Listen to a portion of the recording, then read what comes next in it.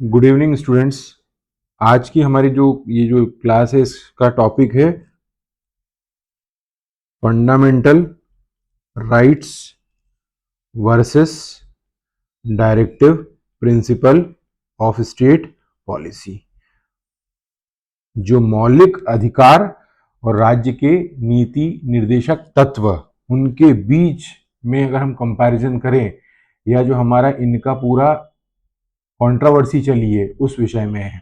ठीक है, तो बेसिकली इस क्लास के कुछ अजम्पशन हैं, ये मैं मान के चल रहा हूँ कि आपको बेसिक फंडामेंटल राइट्स और directive principle of state policy के बारे में जानकारी होगी। नहीं तो फिर भी मैं थोड़ा सा आपको 5 मिनट ब्रीफिंग दे देता हूँ। तो हम बोल सकते हैं जो फंडामेंटल राइट है, फंडामेंटल राइट, और यहाँ पर मैं लिख रहा हूँ directive principle of state policy, इसको हम हिंदी में बोलते हैं मौलिक अधिकार। मौलिक अधिकार, और ये हो जाएंगे हमारे राज्य के नीति निर्देशक तत्व। राज्य के नीति निर्देशक तत्व ये हमारे भारत के संविधान में ये जो फंडामेंटल राइट है, it is mention in part 3 of Indian constitution from the article 12 से लेके 35 तक, 12 से लेके 35 अनुच्छेद में दिए गए हैं। और राज्य के नीति निर्देशक तत्व आपको मेंशन किए गए हैं हमारे संविधान के पार्ट 4 में, और इनका आर्टिकल फ्रॉम 36 टू आर्टिकल 51 में। ठीक, ये तो हमने आपको कुछ बहुत फंडामेंटल बात बताई। इसमें क्या होता है, जो फंडामेंटल राइट्स हैं they are enforceable in court of law. मतलब ये क्या है, न्यायालय में प्रवर्तनीय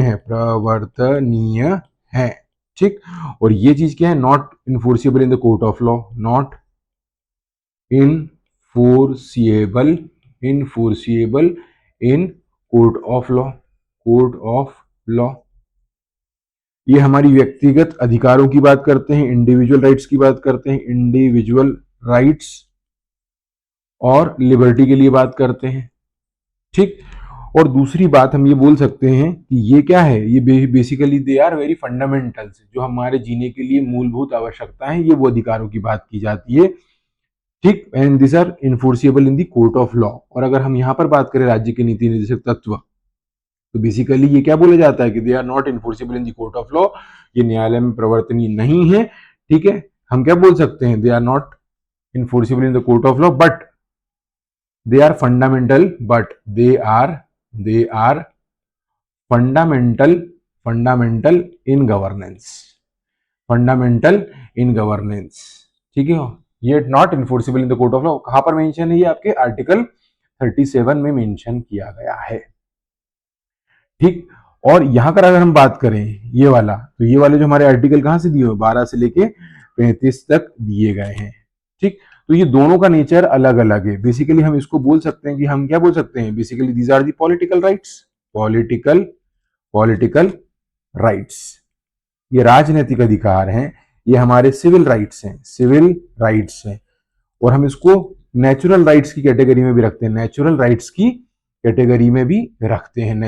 की। लेकिन अगर हम इसकी बात करें तो बेसिकली ये हमारे सेकंड जनरेशन के राइट हैं, this is belong to the first generation. और ये हमारे सेकंड जनरेशन के, इनका नेचर कैसा होता है, these are the socio economical rights, social and economic rights. ये हमारे सामाजिक व आर्थिक अधिकार होते हैं, और इनके लिए हमको क्या बोला जाता है कि it shall be the duty of state. जैसा कि आपको नाम में क्लियर है, राज्य के नीति निर्देशक तत्व, मतलब अगर राज्य कोई नीति निर्माण कर रहा है तो उसको संविधान ने कौन कौन से निर्देशन दिए गए हैं कि जब भी वो अपनी जनता के लिए, अपने सिटीजन के लिए जब भी कोई नीति निर्माण पॉलिसी फॉर्मुलेशन करेंगे तो उनको इन निर्देशनों का पालन करना पड़ेगा, ऐसा बोला गया है।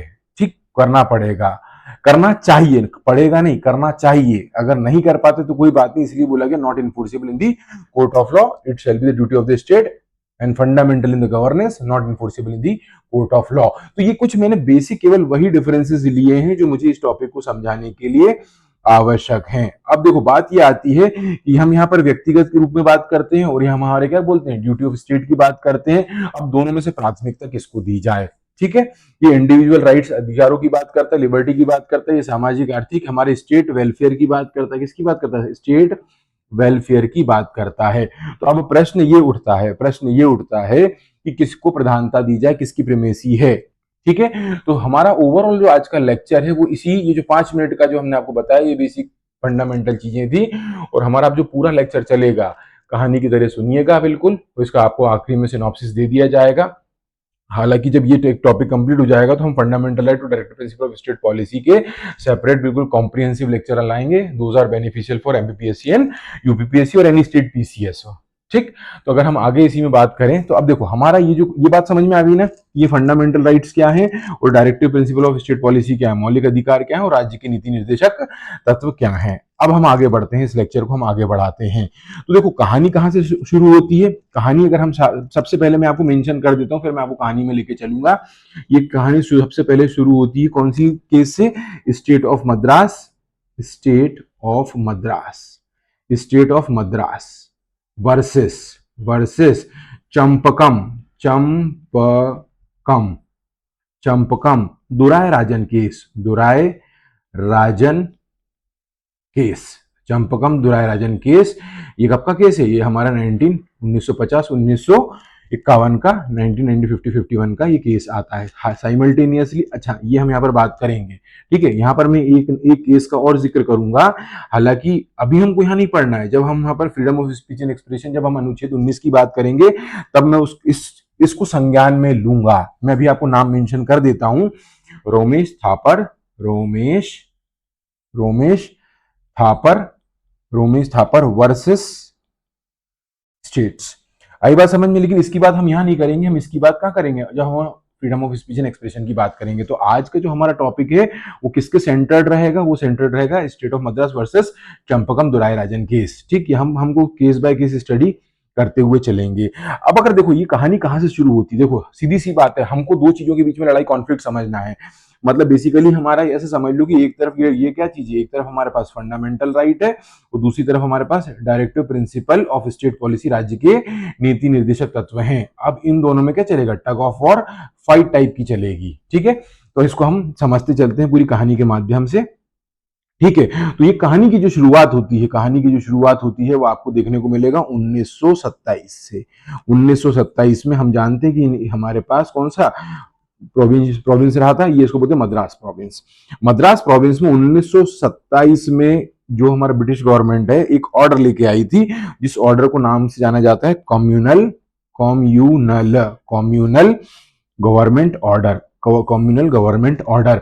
और बेसिकली ये किस चीज से था? बेसिकली इसका मतलब ये था कि ये बताता था किस तरीके से मद्रास में इंजीनियरिंग कॉलेज में और मेडिकल कॉलेज में और इंजीनियरिंग कॉलेज में एडमिशन का, सीटों का रिजर्वेशन कैसे होगा।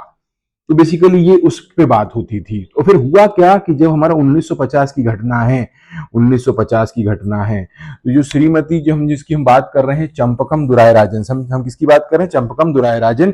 इन्होंने एक एप्लीकेशन लगाई। कहाँ की एप्लीकेशन लगाई? भैया इनको कॉलेज में एडमिशन लेना है। और इनको कॉलेज में एडमिशन लेने के लिए क्या कर दिया गया? मना कर दिया गया। इनको कॉलेज में एडमिशन देने से मना कर दिया गया। और किस कास्ट को बिलोंग करती थी? ये कास्ट इनकी जो थी वो ब्राह्मण कास्ट हुआ करती थी। ठीक है, तो जब इनको मना कर दिया गया तो ये इन्होंने क्या करा? ये इन्होंने हमारे पास जो आर्टिकल है 226 जो कि हमारा क्या है? रिट ज्यूरिडिक्शन है। क्या है? Writ jurisdiction. और रिट ज्यूरिडिक्शन में भी आपने देखो, मैं बता देता हूं अगर जिन लोगों को नहीं पता हो, सिंपल से आप तो एक चीज याद रखना, आसानी से याद रहेगा। मैं बता रहा हूं, एच एम पे कॉन्फ्लिक्ट क्यों। सिंपल सा एक छोटा सा टर्म याद रखना। हम भी कहा हिंदू मुस्लिम पे कॉन्फ्लिक्ट क्यों, ये हमारे स्टेटमेंट दिया, तो इसको हम बोलेंगे हीबियस कॉर्पस, मेंडेमस, प्रोहिबिशन, सर्चुररी और क्यू वारंटो। ठीक है, तो बेसिकली हमारे संविधान में रिट ज्यूरिडिक्शन अनुच्छेद 32 में और अनुच्छेद 226 आर्टिकल 32 26 में दिया गया है कि अगर किसी व्यक्ति के फंडामेंटल राइट का हनन होता है तो एज एन कॉन्स्टिट्यूशनल रेमेडी वो कहां जा सकते हैं? Via procedure they can went to the court, और कोर्ट इन चीजों को वापस से रिस्टोर कराने का काम करेगा। तो बेसिकली ये हमारा रिट ज्यूरिडिक्शन बोलता है। तो यहाँ पर जो मेंडेमस दिया गया है, मेंडेमस को हिंदी बोलते हैं परमादेश, परमादेश, परम आदेश। तो क्या है? ये इनको एडमिशन नहीं दिया गया, एडमिशन नहीं दिया गया तो ये कहां चले गए? चंपकम चंपकम दुरायराजन केस कहाँ चलेगा? हाई कोर्ट मद्रास में चले गए। हाई कोर्ट में इन्होंने अपना केस फाइल कर दिया। ठीक है, हाई कोर्ट में इन्होंने अपने क्या कर दिया? केस फाइल कर दिया। और उन्होंने क्या दलील पेश करी कि भैया देखो मेरे को एडमिशन नहीं दिया जा रहा है। तो हमारे संविधान में फंडामेंटल राइट में तो आर्टिकल कौन सा है? आर्टिकल 15 सब क्लॉज 1 दिया गया है। और हमारे ही संविधान में आर्टिकल आर्टिकल आर्टिकल कौन सा दिया हुआ है? आर्टिकल 29 सब क्लॉज 1 दिया हुआ है। 29 सब क्लॉज 2 दिया हुआ, तो combinedly we can call it simply 29 sub clause 2। ठीक है, हालांकि मैं आपको यहाँ पर बता देना चाह रहा हूं कि यहाँ पर 29 जो 1 क्लॉज की अगर हम बात करते हैं, मतलब इस हमारी भारत की टेरिटरी में अगर कोई व्यक्ति रह रहा है तो उसको अपना SLC को कंजर्व करने का पूरा पूरा अधिकार है। याद रखने का सिंपल तरीका है, S for script, L for what? Language, भाषा, और C फॉर कल्चर, कल्चर। हम बोल सकते हैं अपनी लिपि, अपनी भाषा और अपनी संस्कृति को संरक्षित करने का हर व्यक्ति को अधिकार है। ठीक है, ये कहां पर बात की गई? अनुच्छेद 29 के पहले क्लॉज में बात की गई है। और 29 के सब क्लॉज 2 में क्या बोला गया है कि भैया हमारा कोई भी नागरिक, no citizen shall be deny admission into any educational institution, किसी भी एजुकेशनल इंस्टीट्यूशन में किसी भी नागरिक को, किसी भी सिटीजन को क्या है? एडमिशन डिनाई नहीं किया जा सकता। किन आधारों पर? बोले किन आधारों पर बोला गया? बोले इनको भी याद रखने का तरीका है, RRCL कर लो। RRCL मतलब और एनी ऑफ देम, मतलब हम बोल सकते हैं रिलीजन मतलब धर्म के आधार पर, रेस, ठीक है, कास्ट जाति के आधार पर, भाषा के आधार पर, और एनी ऑफ देम। हम किसी को भी किसी भी एजुकेशनल इंस्टीट्यूट में एडमिशन मना नहीं कर सकते हैं। कब? Specially if the institution is state funded और receiving aid out of state fund. तो बेसिकली इनका मुद्दा, इनकी प्रॉब्लम समझो आप। बेसिकली थोड़ा सा लेक्चर लंबा जाएगा, लेकिन इसके आप एक दिमाग में बैठ गया ना तो इससे बढ़िया एक्सप्लेनेशन आपको मिलेगा नहीं। ठीक, तो हम क्या बोल रहे हैं कि चंपकम दुरायराजन जो वाला केस था उसमें एक ऑर्डर था, कम्युनल गवर्नमेंट ऑर्डर 1927 का, जिसके को फॉलो कर रही थी मद्रास स्टेट। बट 1950 में एक व्यक्ति को, या मतलब चंपकम, ये जो हमारे श्रीमती चंपकम है, इनको क्या कर दिया गया? इनको एडमिशन देने से मना कर दिया गया, क्योंकि आप ब्राह्मण कास्ट के हो। तो इस बात को लेकर कहां चले गए? ये हाई कोर्ट चले गए। और हाई कोर्ट किस आर्टिकल की पावर को? बोले कि हम रिट जुरिडिक्शन के लिए इन्होंने प्रे किया। और देखो दूसरी इंपॉर्टेंट बात इस केस में कि जो हाई कोर्ट ऑफ मद्रास था, हाई कोर्ट ऑफ मद्रास ने क्या किया? हाई कोर्ट ऑफ मद्रास ने, कलर चेंज कर लूं, ठीक है, जो जजमेंट क्या सुनाया? In favour of Champakam, in favour of what? Champakam के फेवर में इन्होंने जजमेंट दे दिया। लेकिन हुआ क्या? कहानी अभी यहां नहीं रुकी। जो स्टेट ऑफ मद्रास है ये कहां चले गए? ये इस चीज को चैलेंज करके कहां चले गए? अपेक्स कोर्ट चले गए, सुप्रीम कोर्ट चले गए। ये कहां चले गए? सुप्रीम कोर्ट चले गए। अब देखो सुप्रीम कोर्ट में ये चैलेंज हुआ, आ रही बात समझ में? तो यहां पर देखो दो चीजें निकल के आई। जब सुप्रीम कोर्ट में अब स्टेट कौन चैलेंज कर रहा है? स्टेट ऑफ मद्रास चैलेंज कर रहा है, स्टेट ऑफ मद्रास चैलेंज कर रहा है। ठीक, तो अब हम क्या बोलते हैं? अब देखो इसमें पंगे क्या हो रहे हैं कि देखो एक हमारे पास क्या, हमारे पास दो चीजें हैं। ठीक है, तो यहां पर जो आप निकल के आएगा वो ये चीज निकल के आएगी, फंडामेंटल राइट। ठीक है, एक तरफ अगर हम बात करें कॉन्फ्लिक्ट कहां पर चल रहा है, समझो बात को, कॉन्फ्लिक्ट कहां पर है? तो भैया ये जो हमारा पिटिशनर है, ये जो हमारा चंपकम दुरायराजन केस है, इसकी शिकायत ये कि भैया मेरे फंडामेंटल राइट का हनन हो रहा है। बोले कौन से राइट का हो रहा है? बोले भैया ये 15 क्लॉज ए का। आई बात समझ में? ठीक, अपॉर्चुनिटीज वाला। दूसरा हमारा 29 सब क्लॉज 2 का हो रहा है कि भैया मेरे को एजुकेशनल इंस्टीट्यूशन में एडमिशन के लिए मना कर दिया क्योंकि मैं ब्राह्मण कास्ट का हूं या ब्राह्मण कास्ट की हूं। ठीक है, लेकिन उसी तरफ अगर हम बात करें तो अब कोर्ट जो है वो उसको भी सुनेगी, किसको? स्टेट को। तो यहाँ स्टेट का क्या आर्गुमेंट था? स्टेट डीपीएसपी को फॉलो करने की दलील दे रहा था। क्या बोल रहा था? बोले नहीं भैया हमारी तो कोई गलती नहीं है, हम तो हमारे जो आर्टिकल 46 है हम उसको इंप्लीमेंट करने के चक्कर में हमने ऐसा किया। बोले भैया क्या है? बोले सुनाओ। बोले promotion of economic and educational interest of किसका? एसटी का, एससी का एंड वीकर सेक्शन का। तो बोले हम इसको प्रमोट कर रहे हैं और ये भी अपनी जगह सही है, ये भी अपनी समय जगह दलील दे रहे हैं। अब बात कौन है? आका ऊपर बैठे हैं, सुप्रीम कोर्ट क्या फैसला सुनाएगी? अब ये फैसला सुनाएगी। आ रही बात समझ में? यहां तक बात अगर क्लियर है तो हम बात करें, ठीक है। तो बेसिकली इन्होंने क्या बोल दिया, सुप्रीम कोर्ट ने क्या बोल दिया, सुप्रीम कोर्ट ने ये बोला कि भैया देखो सुविशोवाद की एक बात, इन सिंपल वर्ड्स, आई बात समझ में? कोई भी कानून, एनी लॉ कंट्रावीन्स, कंट्रावीन्स और वॉयलेट भी लिख सकते हो आप, है ना, fundamental right, it would be null and void, null and void, वो क्या हो जाएगा तुम्हारा, नल एंड वॉइड हो जाएगा, ठीक है, नल एंड वॉइड हो जाएगा। तो बोले ये बात उन्होंने कहा, बोल 13 में दी हुई है कि भैया any law that are in derivation और inconsistent with the fundamental right shall be declared null and void. तो जो हमारे संविधान से असंगत है उसको क्या कर दिया जाएगा, नल एंड वॉइड कर दिया जाएगा। मतलब इसका अगर हम क्या निकालें, इसका अगर हम इंटरप्रिटेशन निकाल लें, इसकी हम व्याख्या समझ, इसका मतलब निकाले तो हम बोल सकते हैं इन्होंने क्या बोल दिया कि to implement DPSP if fundamental right violate wait fundamental right violates ऐसा कानून क्या हो जाएगा, नल एंड वॉइड हो जाएगा। मतलब अगर आप राज्य के नीति निर्देशक तत्वों को इंप्लीमेंट करने के लिए अगर किसी के मौलिक अधिकारों को छीन रहे हैं तो ऐसा कानून क्या हो जाएगा, शून्य हो जाएगा। आई बात समझ में? तो यहां पर इन्होंने क्या बोला कि भैया आप ऐसा बना लो कि इन्होंने सुप्रीम कोर्ट के हिसाब से जो उन्होंने आदेश पारित किया तो उन्होंने ये बोला कि जो फंडामेंटल राइट है वो हमारे ऊंचे पायदान पे, हायर पेडेस्टल पे है, और जो हमारा डीपीएसपी है वो हमारे नीचे के पायदान पे। मतलब एक बात अगर मैथमेटिकली हम लिखेंगे, फंडामेंटल राइट को ज्यादा क्या दे दी गई है, सुप्रीमेसी दे दी गई है, प्रीमेसी दे दी गई है ओवर डीपीएसपीज। कॉन्फ्लिक्ट समझ में आया? अब देखो हम जब पूरा इसको ट्रेस करेंगे तो हम बेसिकली यही बात करेंगे, कॉन्फ्लिक्ट हो रहा है फंडामेंटल राइट्स वर्सेस डीपीएसपी, ठीक है। लेकिन इसको हम थोड़ा सा पॉइंट पॉइंट में डिस्कस करेंगे। अब अगर हम सिनॉप्सिस की, अगर हम इसको और इसकी समरी की बात करें, अभी ये पहले केस हुआ, ऐसे मेरे को भी 6 केस डिस्कस करने हैं, ठीक। तो हम इसमें क्या बोल सकते हैं, इसमें आप चाहो तो लिख लो अपने नोट्स बनाने के हिसाब से। पहला फर्स्ट केस अगर हम बात करें, स्टेट ऑफ मद्रास, किसकी बात कर रहे हैं, स्टेट ऑफ, या सिंपली ज्यादा इतना लिखने की भी जरूरत नहीं है, ठीक है। आप तो simple exam point of view से इतना लिख लीजिए, पहला फर्स्ट पॉइंट, ठीक है। पहला case, first case, Champakam Champakam Champakam Dorairajan case, Dorairajan case, Champakam Dorairajan case, ठीक।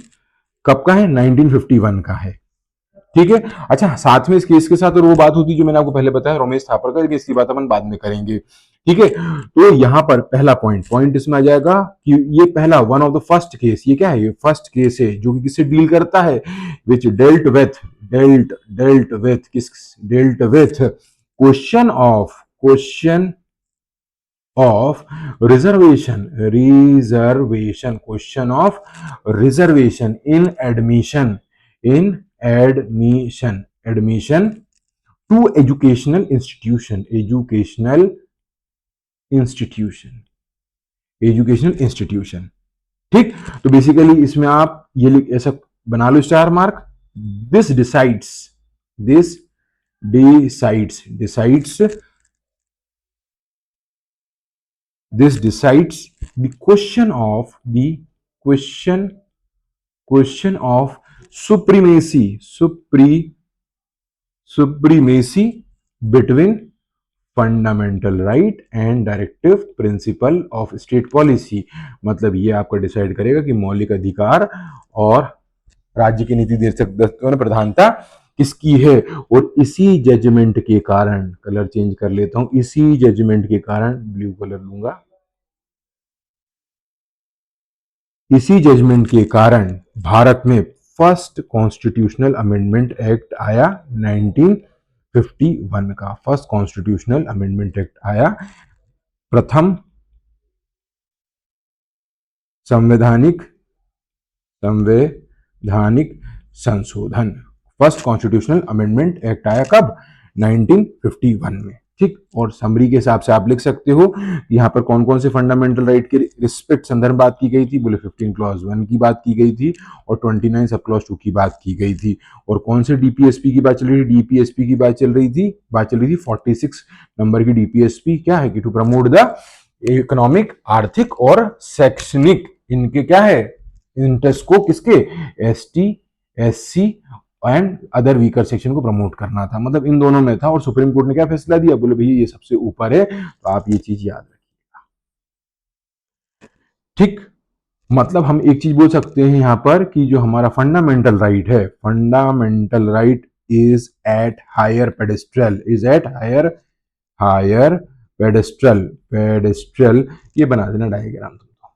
ठीक, अब हम बात करते सिमिलरली ऐसी बात हमारा दूसरा केस आता है, दूसरा बात समझो इस बात को।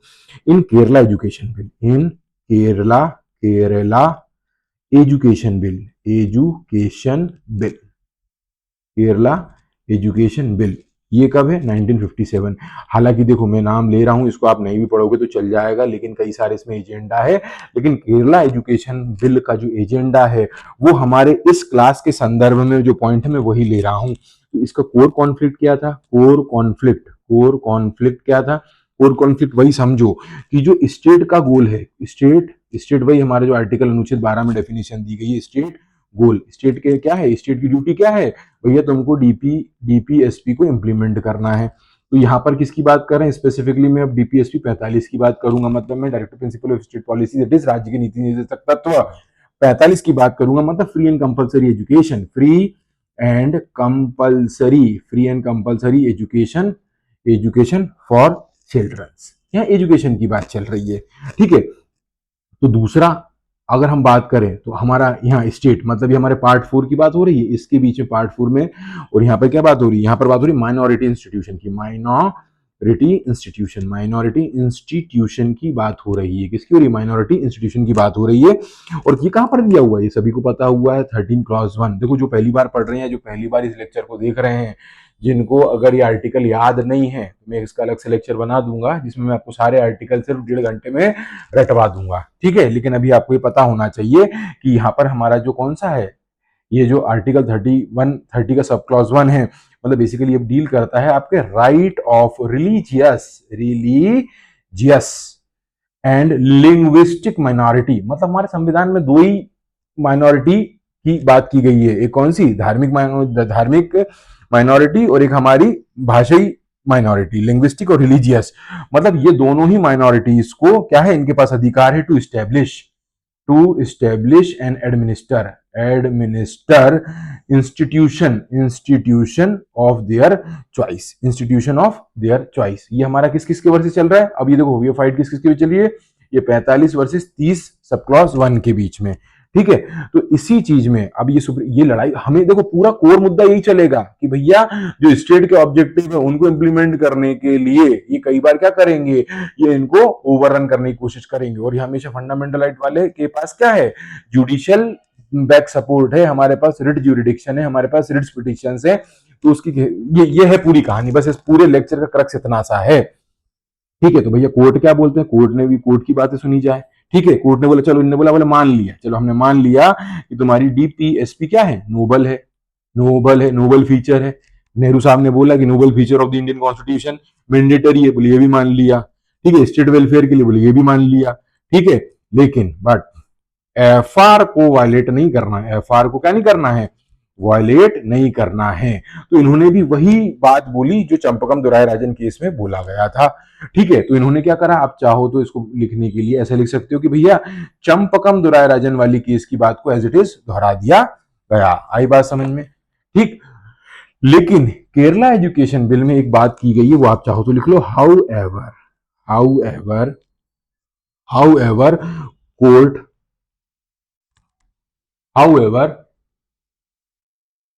ठीक, however court introduce however court introduce principle of harmonious construction, construction. अभी इसको अपन आगे डिटेल में बात करेंगे मिनर्वा मिल्स केस में, ठीक है। पहला है बोल दिया गया था, कोर्ट क्या बोलती है वो समझ लो आप, ठीक है।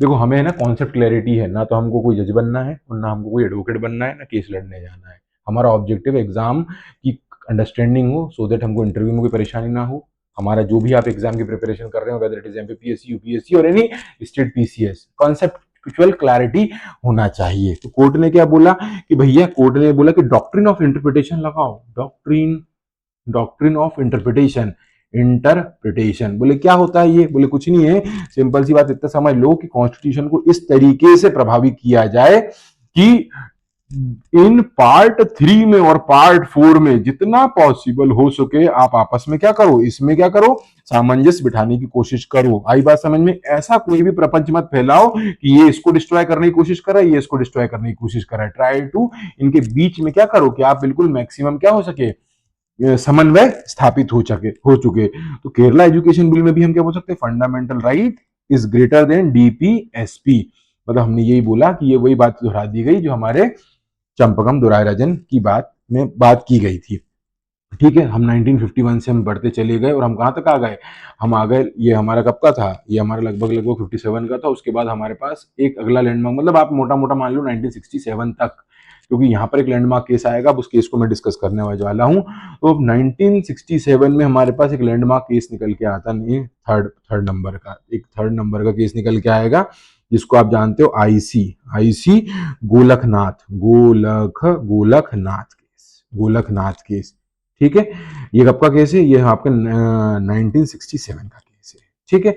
1961 का केस है। देखो अभी जो मैंने पुराना लेक्चर, अभी जो आपने देखा हो प्लेलिस्ट में डला होगा, बेसिक स्ट्रक्चर डॉक्ट्रिन, वहां पर मैंने बात बताई थी कि गोलकनाथ केस में बात क्या हो गई थी कि whether fundamental right is amendable और नॉट। तो बेसिकली उन्होंने वो पूरा, मैं उसको रिपीट नहीं करूंगा यहाँ पर, मतलब यहाँ पर हमको फंडामेंटल राइट वर्सेस डीपीएसपी के बीच के संदर्भ में इस केस का क्या इंपॉर्टेंस है वो समझना, तो वो आप समझ लो, मैं यहाँ पर लिख भी दूंगा, ठीक। तो बेसिकली ये पंजाब का केस है, कहां का केस है, पंजाब का केस है। पंजाब स्टेट गवर्नमेंट ने क्या करा था कि ये एक्ट लेके आए थे, कौन से state government,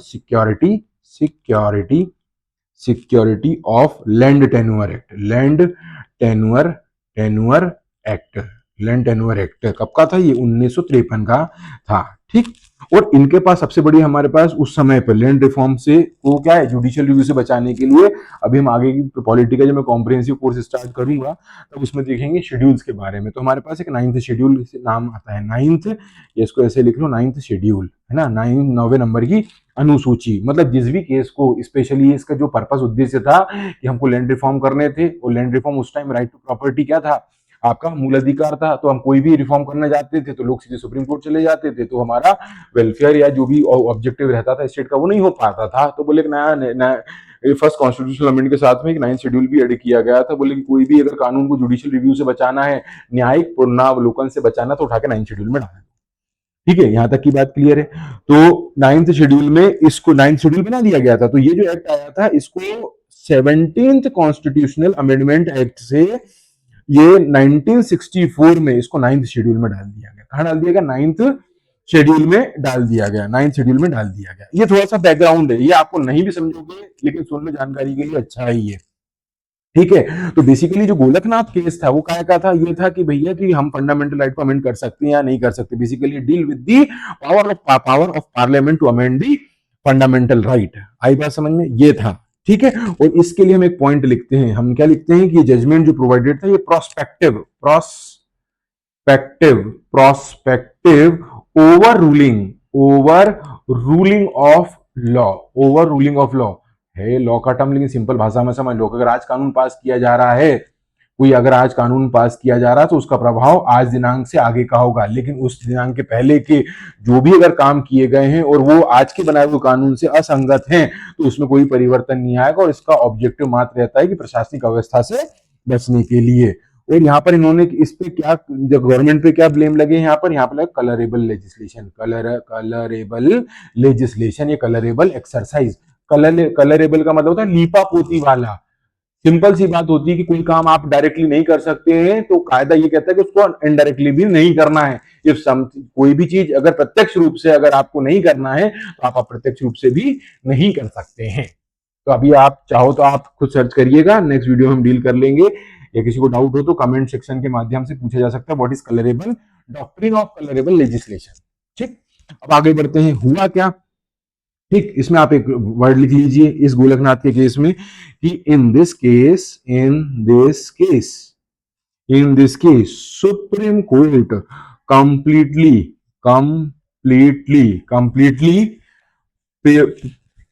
prioritise prioritized individual individual liberty over state driven socio economic restructuring. ठीक, तो अब इसका कॉन्फ्लिक्ट समझ लो अगले पेज पे। अगर हम कॉन्फ्लिक्ट की बात कर रहे हैं तो ये कॉन्फ्लिक्ट बहुत जबरदस्त है। यहाँ देखो कॉन्फ्लिक्ट, ऐसा चाहो तो लिख लो कॉन्फ्लिक्ट क्या है, कॉन्फ्लिक्ट देखो स्टेट का आर्गुमेंट क्या चल रहा है, स्टेट बोल रहा है, बोले स्टेट, ठीक है, स्टेट बोल रहा है, बोले हम तो भैया हम कुछ नहीं कर रहे हैं, हम तो क्या कर रहे हैं, हम तो 39B को 39C को, ठीक है, 39B का मतलब हम क्या बोल सकते हैं, ओनरशिप और control of ownership of material resources, और 39C का क्या है हमारा कॉन्सेंट्रेशन ऑफ वेल्थ, मतलब किसी के पास एक कॉन्सेंट्रेशन नहीं होने देना है, और जो मटेरियल रिसोर्सेज है उसका इक्वल डिस्ट्रीब्यूशन होना चाहिए। हम तो इन दोनों को, हमारे directive principle of state policy को हम तो इनको इंप्लीमेंट कर रहे हैं। ठीक, तो यहां पर जो गोलकनाथ की जो फैमिली थी, गोलकनाथ की फैमिली बेसिकली 500 एकड़ की जमीन थी और उनको 30 एकड़ देके बोल दिया गया था बाकी तुम्हारा सरप्लस है। तो गोलकनाथ क्या बोल सकता है कि इन्होंने भी अपना जो तर्क रखा सुप्रीम कोर्ट में कि विदाउट ड्यू प्रोसेस आप हमारा क्या कर रहे हैं, आप हमारा fundamental right 14 that is equality of law, और आर्टिकल कौन सा 19 सब क्लॉज 1 क्लॉज है, उस टाइम राइट टू प्रॉपर्टी क्या हुआ था, फंडामेंटल राइट हुआ करता था, और आप हमारा आर्टिकल 31 भी राइट टू प्रॉपर्टी है। मैं एक राइट टू प्रॉपर्टी पे भी पूरा डिटेल कॉम्प्रिहेंसिव लेक्चर लेके आऊंगा आगे। तो बेसिकली हमारा अबॉलिशन किसका हो रहा है, 14 का हो रहा है, 19 1 क्लॉज एफ का हो रहा है, 31 का हो रहा है, और साथ में यहाँ पर एक थर्ड स्टेक होल्डर आप समझ लो, ये जो कि हम बात करें पार्लियामेंट कि किस मजबूती में था, बोले भैया हमारे पास तो क्या है, हमारे पास तो 9th शेड्यूल की शील्ड है, 9th शेड्यूल की क्या है, शील्ड है, मतलब हमको जो समझ में नहीं आएगा, जिस हमको कानून को जुडिशियल रिव्यू से बाहर करना है, हम तो उसको 9th शेड्यूल में डाल देंगे। ठीक, तो ये पूरा मुद्दा चल रहा था। ठीक, अब देखो फाइनली, अब देखो जब शेर आपके सामने आएगा तो आप क्या करेंगे, हम क्या करेंगे, जो करेगा शेर करेगा। ठीक, तो सुप्रीम कोर्ट की बात करें, सुप्रीम कोर्ट ने क्या बोला, उन्होंने क्लियर इंस्ट्रक्शन दिए, बोले फंडामेंटल राइट क्या है, सेक्रोसेक्ट है, सेक्रोसेक्ट, ठीक, इम्यूटेबल है, क्या है, इम्यूटेबल है। बोले directive principle of state policy can not violate part 3 और आर्टिकल 368 ये कैसा होगा, count as ordinary law, ordinary law. हालांकि ये बात मैं कर चुका हूं प्रीवियस लेक्चर में, दैट इज आर्टिकल 13 में, और ये भी मैंने उस पिछले लेक्चर में बात की थी कि बेसिकली गोलकनाथ केस में क्या बोला गया है कि fundamental rights are given as a transcendental position, और इन्होंने ये बात बोली कि फंडामेंटल राइट को आप अमेंड नहीं कर सकते हो, तो फंडामेंटल राइट को अमेंड नहीं करना है। आगे समझो, अब देखो प्रीवियस लेक्चर में मैं बात करी थी, इसके बाद जब चैलेंज किया गया था, ठीक है, जब ये चैलेंज किया गया था, जब हमारी कंटेम्परेरी प्राइम मिनिस्टर ने क्या किया था, हमारा 24 कॉन्स्टिट्यूशनल अमेंडमेंट एक्ट, और उन्होंने क्या किया था, उन्होंने 1971 में आर्टिकल 13 सब क्लॉज 4 जोड़ दिया था। देखो आप यहां पर समझो इस बात को, इस चीज से जैसे ही गोलकनाथ का जजमेंट आया, तो आप चाहो तो यहां लिख लेना, immediate fall out and political reaction. ठीक, तो ये जो गोलकनाथ के जजमेंट को, या गोलकनाथ के जजमेंट के बाद अगर हम बात करें, अभी तो This neutralize the judgment, to neutralize the judgment, जो गवर्नमेंट है come up with 24th constitutional amendment act. ठीक, ये मैं पहले बात कर चुका हूं पिछले लेक्चर में। 1971 में इन्होंने क्या करा, 13 का 4 जोड़ दिया था और 368 का ये जोड़ दिया था, ये बात कर चुका हूं। साइमल्टेनियसली इसी ईयर में government is come up with the 25th constitutional amendment act. ये भी कब का है, 1971 का है। और इन्होंने क्या कर दिया, इन्होंने एक नया आर्टिकल इंसर्ट कर दिया, parliament inserted article 13 sub clause C. ठीक, 13 सब क्लॉज सी। और इन्होंने क्या बोल दिया कि भैया हम directive principle of state policy DPSP में अगर हम 39 B, that is ownership and control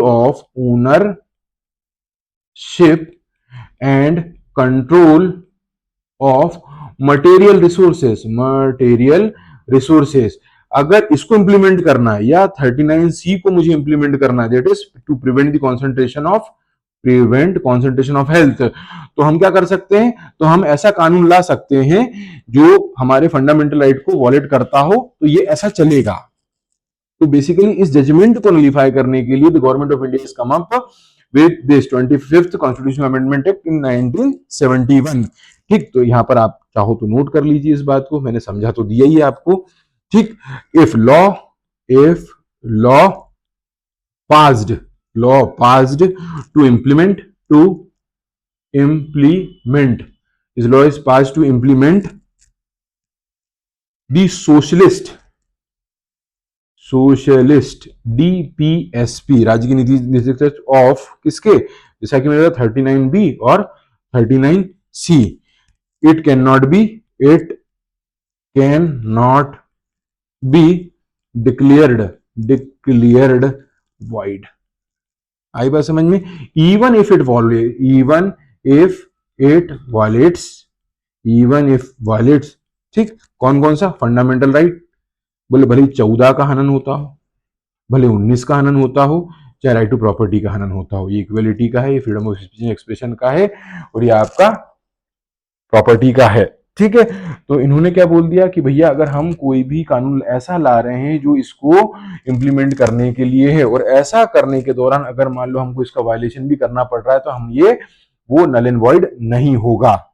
ठीक, तो ये यहां तक की बात हो गई। मतलब इन्होंने सरकार की मंशा क्या है कि basically they want the reduce the availability of the fundamental right और wanted to remove altogether. अब जो भी इनके इंटेंशन रहे हो, इंटेंशनली और अनइंटेंशनली, और लैंड रिफॉर्म के लिए या जिस चीज के लिए भी।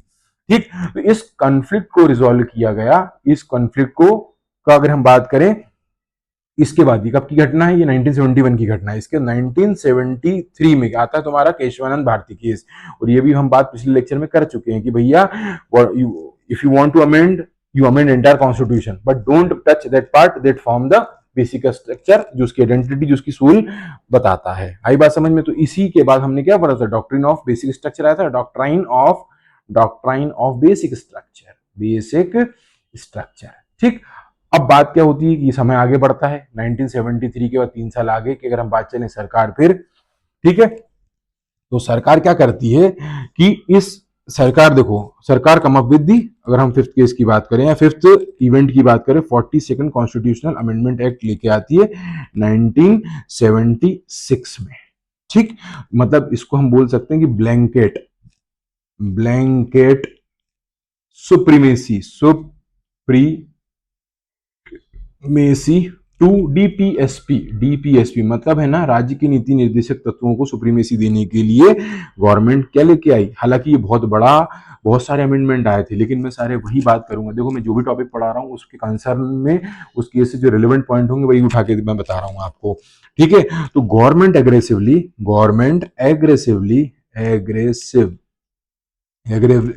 अमेंडेड इन्होंने जो आर्टिकल 31C था, इसको अमेंड कर दिया। क्या कर दिया, अमेंड कर दिया। ये कब जोड़ा गया था, ये आपके 25th कॉन्स्टिट्यूशनल अमेंडमेंट एक्ट से 25वें संविधान संशोधन से 1971 में जोड़ा गया था कि भैया ठीक है कि 39B और 39C केवल दो ही डीपीएसपी को इंप्लीमेंट करने के लिए हम फंडामेंटल राइट्स को क्या कर सकते हैं, हम फंडामेंटल राइट को वॉलेट कर सकते हैं। लेकिन 42nd कॉन्स्टिट्यूशनल अमेंडमेंट एक्ट में क्या करा, इसके स्कोप को क्या कर दिया, वाइड कर दिया गया, स्कोप को क्या कर दिया गया, वाइड कर दिया गया। ठीक है, तो इन्होंने क्या स्टेटमेंट, क्या अमेंडमेंट की है वो आप देख लो। ये टू डिक्लेयर दैट, इन्होंने क्या डिक्लेयर किया, declare no law implementing any or all DPSP, that is in part 4, could be declared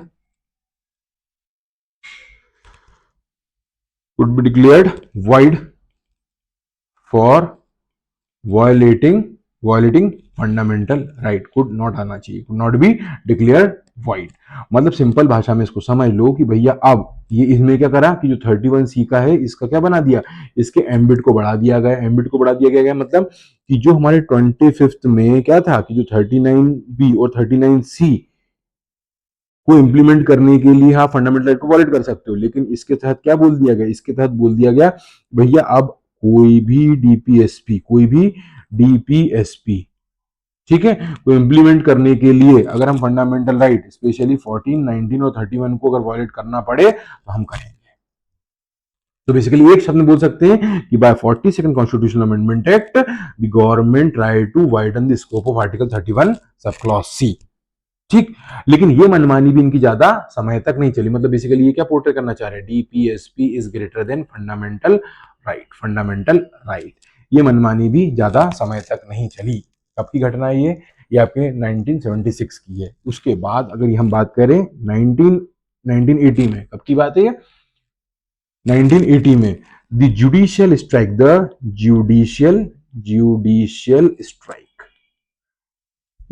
back. मतलब क्या हो गया, इसमें किस केस का नाम आता है, इसमें आता है मिनर्वा मिल्स केस का। किसका, Minerva mills case 1980 versus union of India. ठीक, यहां तक की बात क्लियर है। इन्होंने क्या बोल दिया, यहां पर क्लियरली बोल दिया गया जो 42nd कॉन्स्टिट्यूशनल अमेंडमेंट एक्ट के वो सेक्शन जो कि जिसको भी हमने ऊपर जिक्र करा है वो कैसे अनकॉन्स्टिट्यूशनल है, वो कैसे असंवैधानिक है, ठीक है, उसको क्या कर दिया और उन्होंने बोल दिया कि ये बेसिक स्ट्रक्चर है, ये हमारा ठीक है, क्या है, बेसिक स्ट्रक्चर है। ठीक, तो बेसिकली इन्होंने क्या बोला, अब इनका आप जजमेंट सुनो। जजमेंट में जो मिनर्वा मिल्स केस में निकल के आता है वो ये निकल के आता है कि apex court held that harmony and balance between fundamental right and DPSP is essential feature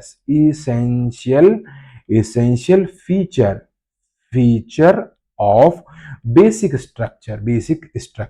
ठीक है, basic structure of the constitution. तो ये क्या है, आप इसको नहीं चेंज कर सकते। तो इस बेसिस पे इन्होंने क्या कर दिया, इस बेसिस पे इन्होंने 42nd कॉन्स्टिट्यूशनल अमेंडमेंट के जो भी ये सेक्शन थे इनको क्या कर दिया, इनको अनकॉन्स्टिट्यूशनल बता दिया। और उन्होंने क्या बोला कि इन्होंने बोला एक बहुत बढ़िया हम टर्म इसको यूज कर सकते हैं, हम ये टर्म यूज कर सकते हैं, कौन सी, the twin chariot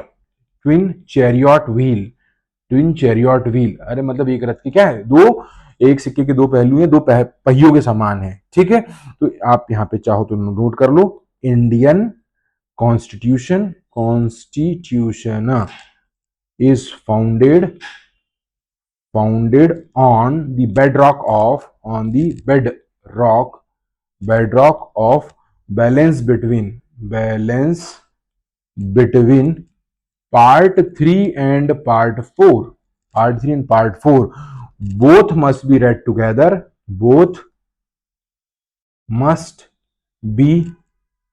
read together, through harmonious construction। ऐसा बोला गया। ठीक, उसके बाद इसी हम आगे बढ़ते हैं। इसके बाद ये हमारा एक केस आता है यूनी कृष्णन केस। यूनिकेशन केस, ये केस कब का 1993 का है, 1993 का है। इसका जो संदर्भ था, कॉन्टेक्स्ट जो था, कॉन्टेक्स्ट वो था commercialisation of education, commercialisation of education, education. यहां का कोर कॉन्फ्लिक्ट समझो, कोर कॉन्फ्लिक्ट क्या था? कोर कॉन्फ्लिक्ट जो फंडामेंटल राइट्स के बिहाफ पे बात कर रहे थे, मतलब हम किसकी बात कर रहे हैं? ठीक, यहाँ प्राइवेट कॉलेज की। प्राइवेट कॉलेज का क्या आर्ग्यूमेंट था अपेक्स कोर्ट में?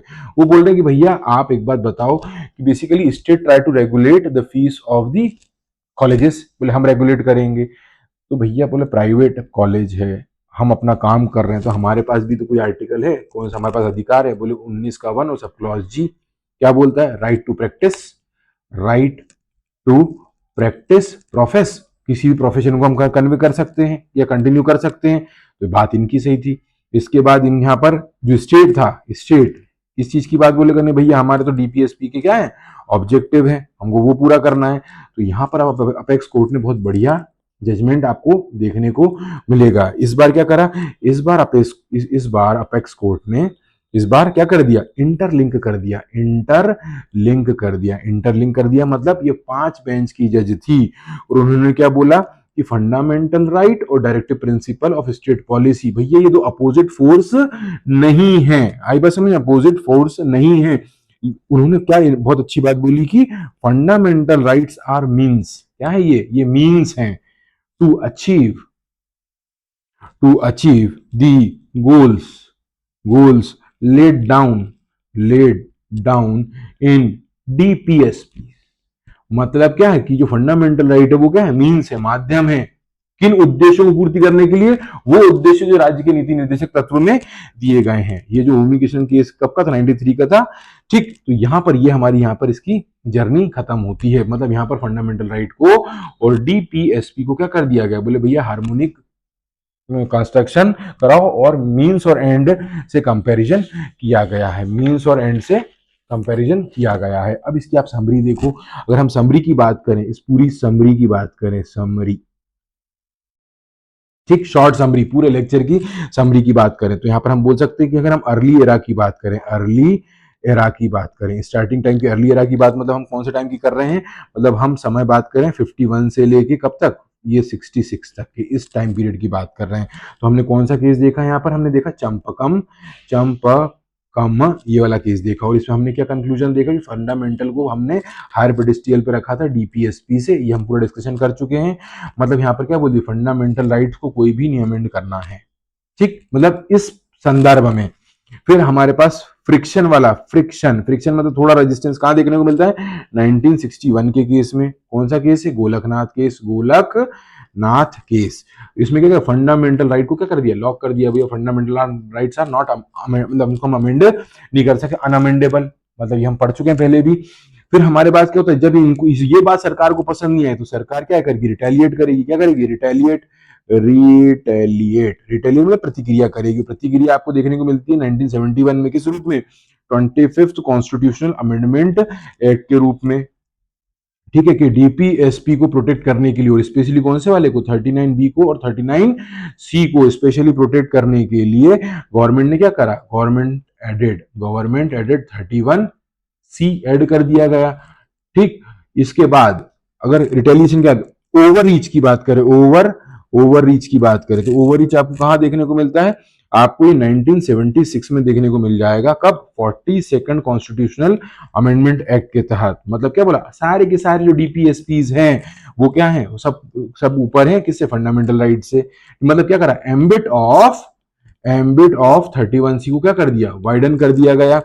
और हमारा आखिरी जो इक्विलिब्रियम फेज है, इक्विलिब्रियम फेज है कौन सा? 1980 का और 1993 का। यहां पर आपका केस आता है मिनर्वा मिल्स केस और यहां पर आता है यूनी कृष्णन केस। तो यहां पर फंडामेंटल राइट को directive principle of state policy के बराबर बोला गया है। यहां पर दो डॉक्ट्रिन आपको देखने को मिलती है, एक हार्मोनियस कंस्ट्रक्शन और यहां पर मीन्स एंड एंड। मतलब fundamental rights are means to achieve the objective which are mentioned in the directive principle of state policy. So this is the complete synopsis or revision of the debate or war or the controversy, conflict among the fundamental rights and the DPSPs. ठीक है, इस lecture को मैं यहाँ wind up कर रहा हूँ. Thank you very much.